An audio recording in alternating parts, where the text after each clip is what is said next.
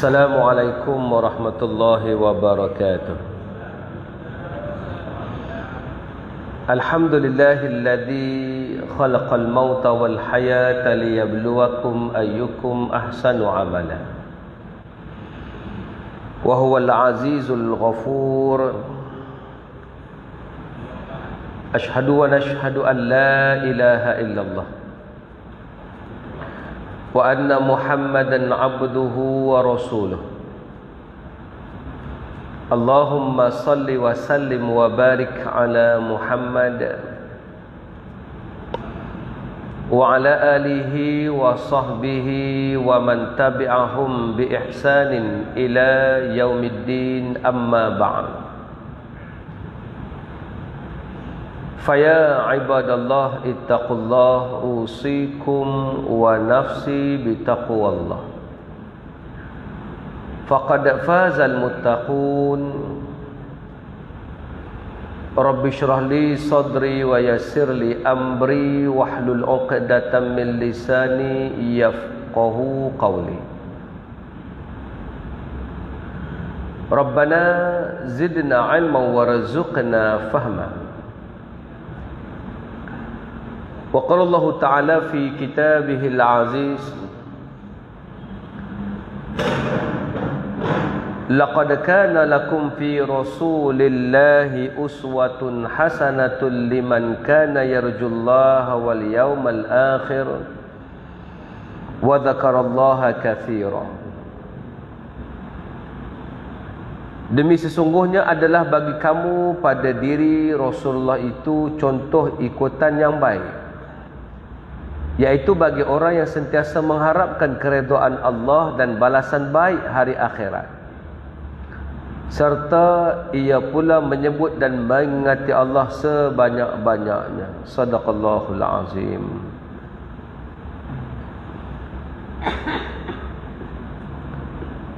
Tamanya marilah kita memanjatkan syukur pada Allah Subhanahu wa taala. Alhamdulillah,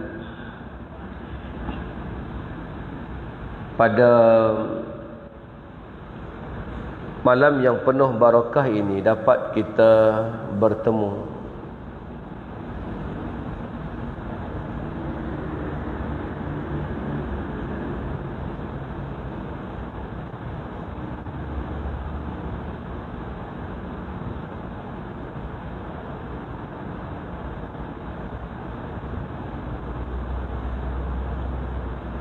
Dr. Yusuf Qardawi meninggal. Innalillahi wa inna ilaihi raji'un. Dimaklumkan di FB dia, intiqal ila rahmatillah samaha al-imam Yusuf al-Qardawi meninggal. Ini baru post tadi. Mudah-mudahan Allah tempatkan beliau bersama dengan Nabi, para syuhada salihin. Dan kita hadiahkan Al-Fatihah untuk almarhum. Al-Fatihah. A'udzubillahi minasyaitonir rajim. Bismillahirrahmanirrahim.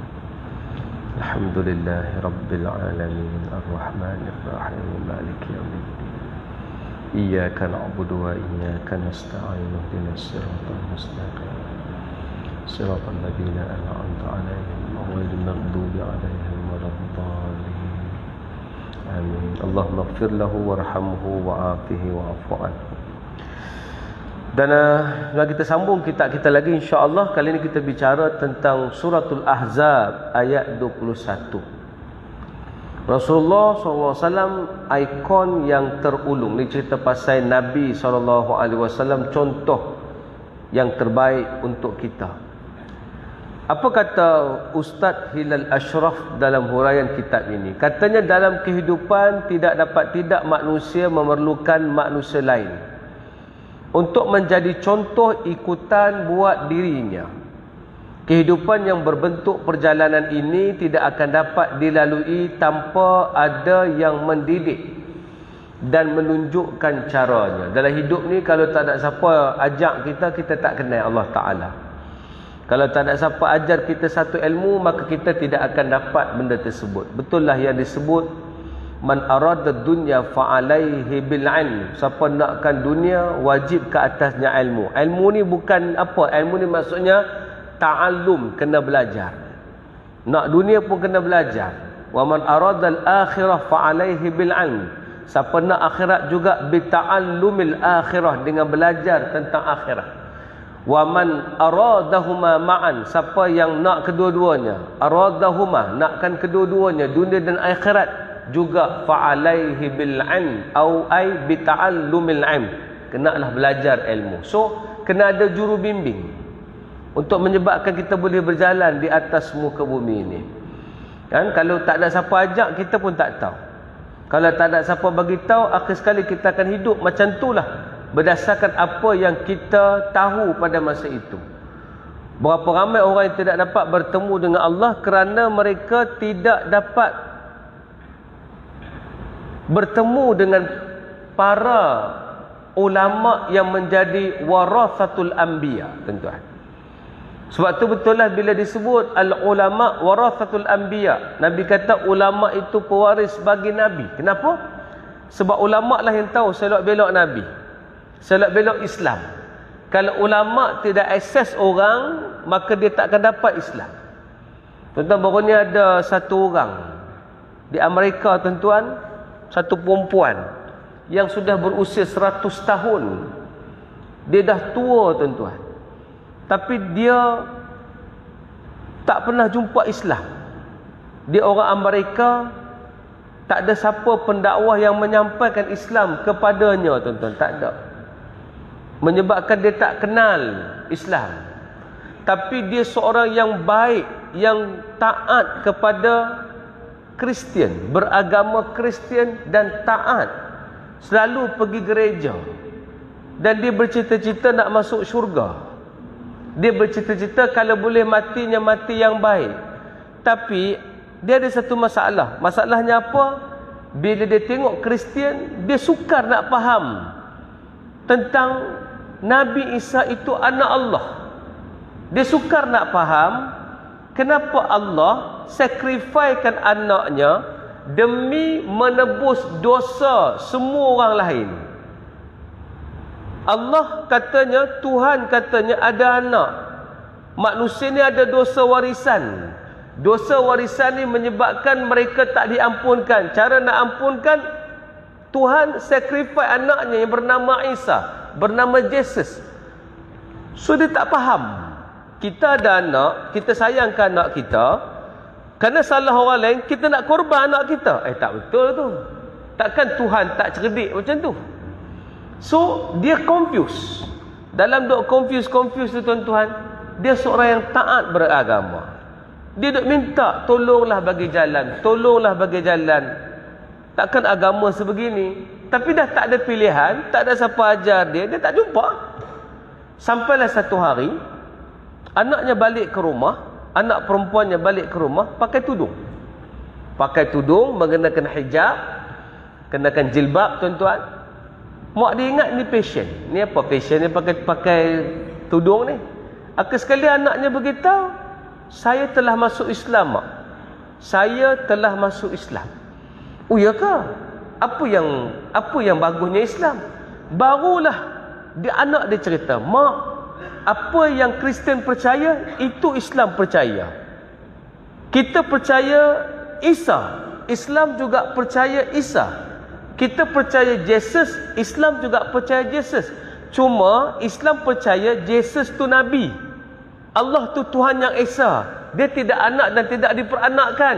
Dan dia percaya bahawa Nabi Musa juga adalah Nabi. Dia bukan anak Tuhan. So bila dia terang begitu kepada maknya, mak dia kata, hak ni baru betul.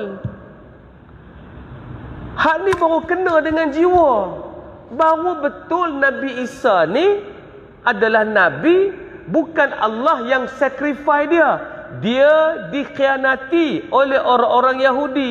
Dia dibunuh. Walaupun dia tidak mati diangkat oleh Allah Ta'ala, tapi dari segi cerita, logik terus sampai ke minda dia. Dia kata, oh kalau macam ni, baru logik, baru sampai, baru rasa tenang. Oh tenang. Dia masuk Islam, tuan-tuan. Dia masuk Islam. Bila dia masuk Islam, umur dah 100 tahun, dia bersyukur sangat anaknya bawa dia pergi tunai haji di Mekah. Dia bersyukur sangat kalau dia mati sempat bertemu agama yang betul. Macam mana boleh jumpa agama yang betul? Anaknya dapat maklumat yang betul, dapat dari ustaz yang betul, dapat dari pendakwah yang betul.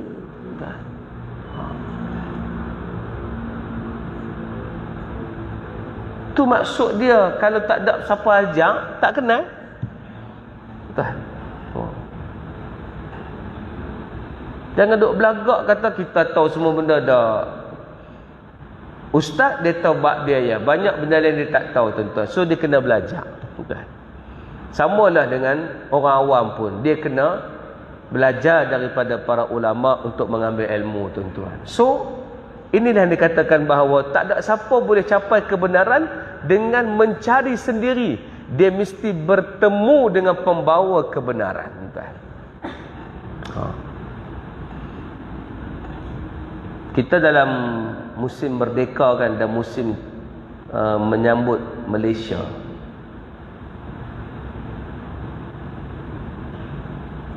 Kami orang pelik. Kenapa Tengku bila nak merdeka, dia nak gabungkan Sabah, Sarawak, Singapura dan Brunei masuk dengan tanah Melayu yang dipanggil sebagai apa nama? Great Federation. Nak tubuh sebuah persekutuan yang hebat. Masa tu tak ada nama lagi. Tuan-tuan.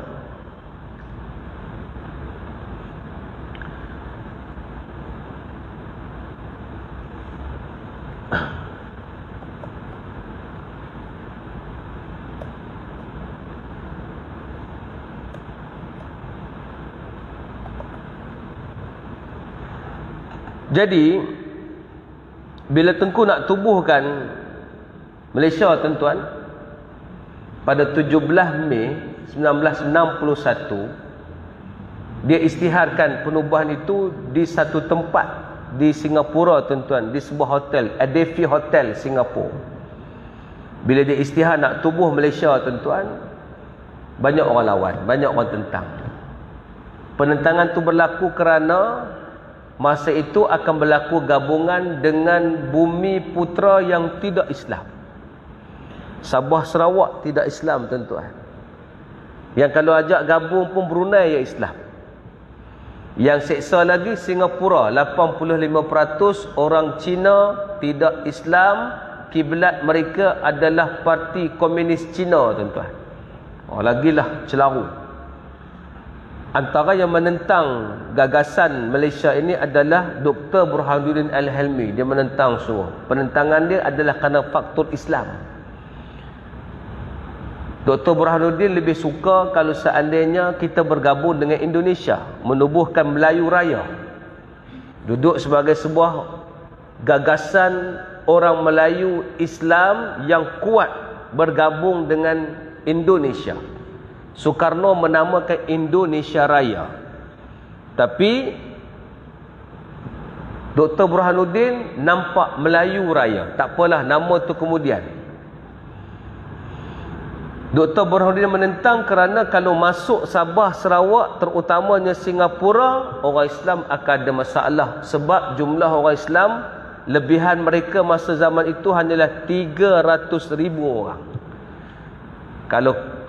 Kalau seandainya benda ni terus menyebabkan minoriti orang Islam tuan-tuan, ataupun majoriti tapi tipis tuan-tuan. Baik, itu tahun 61 tuan-tuan dicadangkan. Maka berjaya tubuh Malaysia tahun 63. Tapi patah balik pada 20 Ogos 1960. Ada satu cerita lain. 20 Ogos 1960 ada satu kisah menarik. Kisahnya adalah sebelum 20 Ogos, Tengku telah pergi menunaikan haji di Mekah.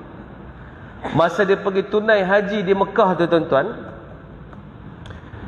masa tu tanah Melayu orang Islam 51%, Orang Cina dengan India 49 atau 48%. So jumlah tu lebih kurang. Lepas dapat kemerdekaan, orang Melayu agak terumbang-ambing kerana kena gabung dengan Cina dengan India yang jumlah hampir sama banyak, tuan-tuan. Dalam kondisi demikian, pada tahun 60 merdeka, tahun 57, 3 tahun lepas tu tuanku pergi menunaikan haji.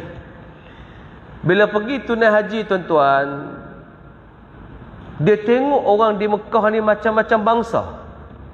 Ada bangsa orang putih, ada bangsa Cina, ada bangsa India. Semua mari duduk situ menunaikan haji. Bila Tengku tengok keadaan demikian, Tengku pun kata, kalaulah Malaysia pakat semua orang jadi Islam, kan seronok. Pakat semua orang jadi Islam walaupun bangsa berbeza, baru kita tak ada masalah dah. Sebab selama ni dia ada masalah, Cina tak Islam, India tak Islam, Melayu Islam. So akan jadi satu masalah apa dia? Akan berlaku pergaduhan kaum, berlaku tak suka, berlaku rasa ni orang lain, tuan-tuan.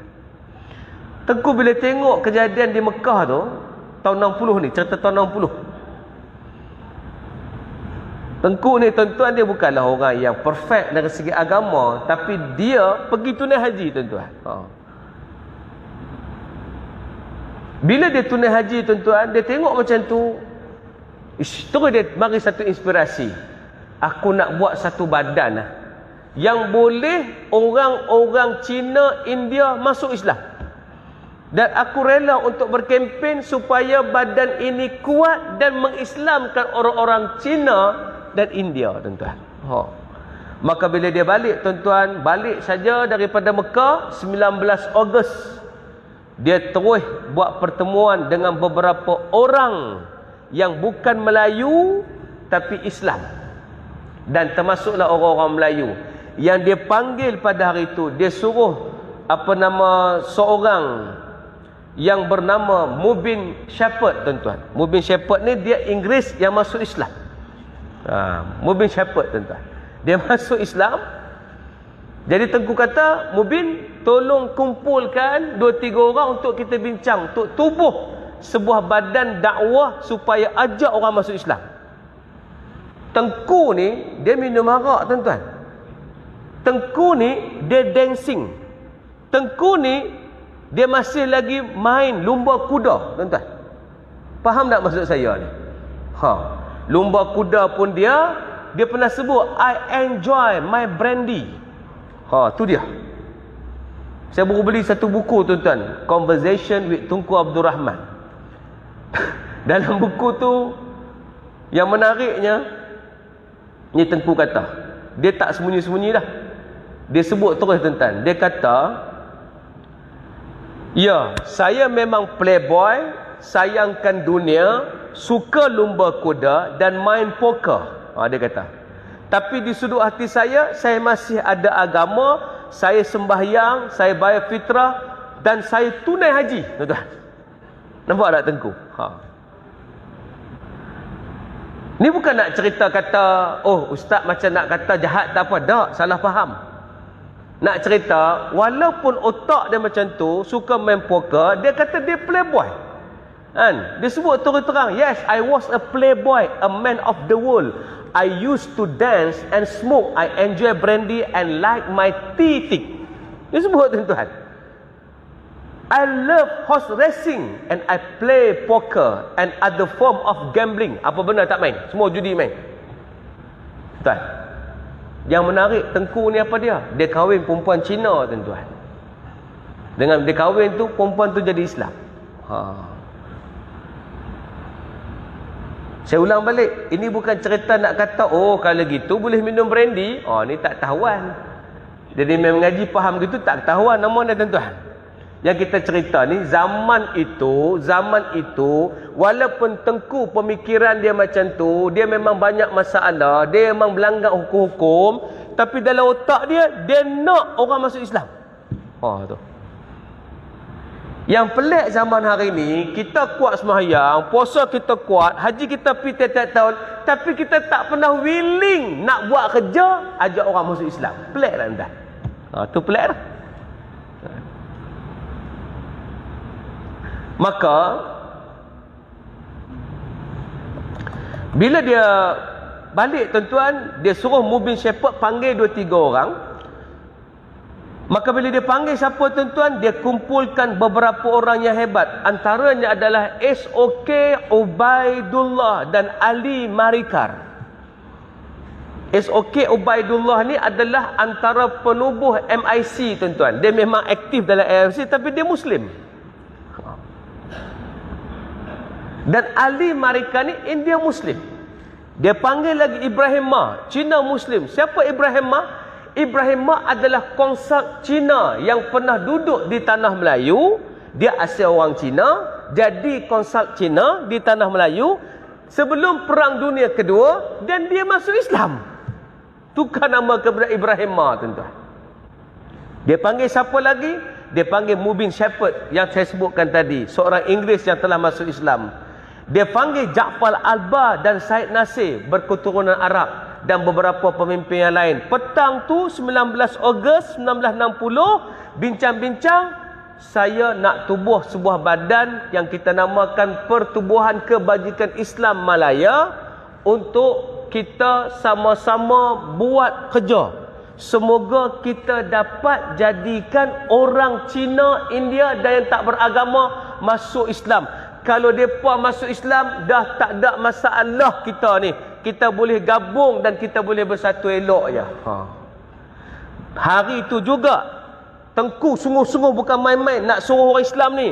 Dia keluarkan cek peribadinya 20,000 untuk menubuhkan Perkim. Dan dalam meeting tu pada petang tu dia kata, saya akan terus berjumpa, saya akan terus minta izin daripada Majlis Raja-Raja supaya Perkim ini berjaya ditubuhkan. 19 hari bulan Ogos meeting, 20 hari bulan Majlis Raja-Raja setuju, 20 Ogos tubuh Perkim tuan-tuan. Besar Perkim ni. Tapi mai ke kita ni kita nampak kecil tuan-tuan. Pasal orang tak tahu sejarah. Bila tubuh saja Perkim tuan-tuan, apa yang dibuat? Tuanku bukan main-main. Yang dibuat adalah untuk mengajak orang Cina dengan India masuk Islam. Terutamanya kaum Cina yang ramai. Apa yang dibuat nak ajak orang Cina masuk Islam tuan-tuan? Maka Perkim pada awalnya membuat keputusan mengambil para pendakwah daripada Taiwan. Orang-orang Cina Taiwan yang sudah Islam dibawa masuk ke tanah Melayu untuk mengajak Cina masuk Islam tuan-tuan. Cuma masalah pada masa itu adalah kerana Perkim menghadapi satu masalah kerana orang-orang Cina yang dibawa daripada Taiwan ni walaupun Islam tapi mereka tak boleh berbahasa Melayu. Tak boleh cakap Melayu tuan-tuan. Tengku punya nak mereka masuk tu, Tengku minta mereka dibawa dengan secara khas, maknanya tak perlu nak kena banyak siasat, masuk terus untuk mereka buat kerja dakwah. Tapi tak berjaya kerana mereka tak boleh cakap Melayu. Apa yang dibuat lepas tu, setahun lepas tu tuan-tuan, akhir sekali ditubuh sebuah badan mubaligh Muslim. Maknanya masa tu tak sebut pendakwah, dipanggil mubaligh. Tengku willing sewa satu rumah di Jalan Ampang untuk mereka ni ditrain bahasa Cina, orang-orang Melayu diajar bahasa Cina agar boleh berdakwah kepada orang Cina tuan-tuan. Bersungguh-sungguh tuan-tuan nak ajak orang masuk Islam ni. Bangunan Perkim di Jalan Ipoh zaman bila tuan-tuan? Tengku minta pada Menteri Besar Selangor kerana masa tu wilayah masih lagi, Kuala Lumpur masih lagi berada dalam Selangor, maka Tengku minta daripada Menteri Besar Selangor pada masa itu bagi satu tanah di Jalan Ipoh untuk dibuat ibu pejabat Perkim. Dapat sebuah tempat untuk buat ibu pejabat Perkim tuan-tuan. Tengku bukan calon-calon orang, bawa Perkim ke peringkat antarabangsa, ajak mufti Palestin mari atas nama Perkim untuk bagi tahu kita nak berdakwah kepada orang Cina dan India tuan-tuan. Yang berjaya dakwah Perkim ini zaman Tengku adalah di Sabah. Sabah ramai orang masuk Islam. Di Sarawak kurang, tapi orang Cina kebanyakan tak masuk Islam. Tapi Tengku punya usaha tu. Nak cari dana punya pasal tuan-tuan. Bila nak cari dana, Tengku pernah minta seorang jutawan daripada company Runme Show. Runme Show ni di Singapura. Tengku buat satu JV dengan dia, joint venture dengan dia, iaitu buat satu kutipan dengan satu tayangan filem yang bernama Lawrence of Arabia. Dalam tayangan filem itu, kutipan hasil daripada filem itu, Lawrence of Arabia ni macam cerita ni lah, cerita dakwah sikit lah kan. Dalam tayangan tu tuan-tuan, kutipan berjaya dikutip sebanyak 26,000 dengan tayangan tu. 26,000 ni lah dijalankan Perkim tuan-tuan. Bersungguh-sungguhnya seorang yang bernama Tengku. Sebab tu Tengku bukan saja bapa kemerdekaan, dia juga bapa pengasas Perkim yang tujuannya nak ajak orang kepada Islam. Tapi sayang Perkim tak disambung. Sayang. Maknanya sejak awal merdeka lagi Tengku punya pemikiran semua orang patut jadi Islam. Masalah hang tak kuat agama, dia kata aku pun tak kuat agama tapi aku Islam serupa tu. Lepas tu kita sedih sikit bila baca sejarah, sedih. Allah. Sedih apa dia? Kita kuat Islam tapi dakwah tidak kuat. Tengku Islam tak kuat tapi dakwah berjalan tuan-tuan. Tu dia. Saya nak cerita apa? Nak cerita tadi, orang Cina ke India, kalau tak ada siapa tunjuk jalan dia, ajar dia pasal Islam, agak-agak dia Islam tak? Tak dapat tuan-tuan. Yang paling menarik sekali tuan-tuan, semasa dia nak cari pendakwah tu, Ibrahim Ma yang saya sebutkan tadi, yang hadir meeting Perkim, dia duduk di Singapura. Dia hanya boleh datang ke Kuala Lumpur 3 bulan sekali untuk mengajak orang, mengajar mereka untuk masuk Islam tuan-tuan. Susah punya pasal tuan-tuan, tu yang cari. Macam mana nak mudah? Tu yang cari Cina daripada Taiwan yang beragama Islam tuan-tuan. Sekarang ni agak-agak di tengah Cina ada tak pendakwah yang boleh mai tuan-tuan? Yang nak cerita apa tadi? Gitulah nak jumpa Allah Ta'ala. Kalau tak ada siapa tunjuk cara, tak jumpa. Ni nak cerita awal-awal tadi bila berkaitan dengan surah Ahzab. Kalau tak ada siapa tunjuk cara tuan-tuan, tak jumpa Nabi kita tuan-tuan. Syukur kita jumpa, ayah kita jumpa. Semua orang tak perasan Islam kita kuat hari ni. Islam kita kuat hari ni kerana awal-awal lagi negara ini basicnya Islam. Perlembagaannya Islam, dakwahnya dibuat. Cuma nak harap kesempurnaan di zaman tu susahlah. Tu saya tanya balik, apa yang tak ada? Yang tak ada hanyalah hudud, qisas, ta'zir. Tapi pentadbiran, sistem ekonomi semua dah berjalan tuan-tuan. Menyelamatkan orang-orang daripada luar negara, termasuklah menyelamatkan orang-orang Muslim yang berada di Kemboja. Tuan-tuan, zaman tu di Kemboja ada masalah orang Islam ditindas oleh kerajaan Kemboja. Orang-orang apa? Orang-orang Muslim di Kemboja tuan-tuan ditindas. Bila mereka ditindas zaman tu lagi, bukan zaman sekarang ya, zaman tu lagi Tengku dah ambil tindakan, buat kerja untuk tarik mereka masuk ke tanah air kita dan mereka duduk di sini mendapat kebebasan daripada ditindas tuan-tuan. Kita dah Islam. Lepas tu kerja kita sikit lagi ya. Apa dia? Ajak Cina dengan India kenal Islam. Kalaupun dia tak masuk, bagi dia kenal Islam tuan. Kalau dia kenal Islam, lepas tu dia tak nak juga, fair. Itu sangat adil. Itu sangat dipanggil apa? Equal and square tuan-tuan. Maknanya okey, tak apalah. Adil lah tu. Tapi yang kita takut, berapa ramai tak jumpa tuan-tuan Islam. Berapa ramai? Ini yang saya dah terfikir.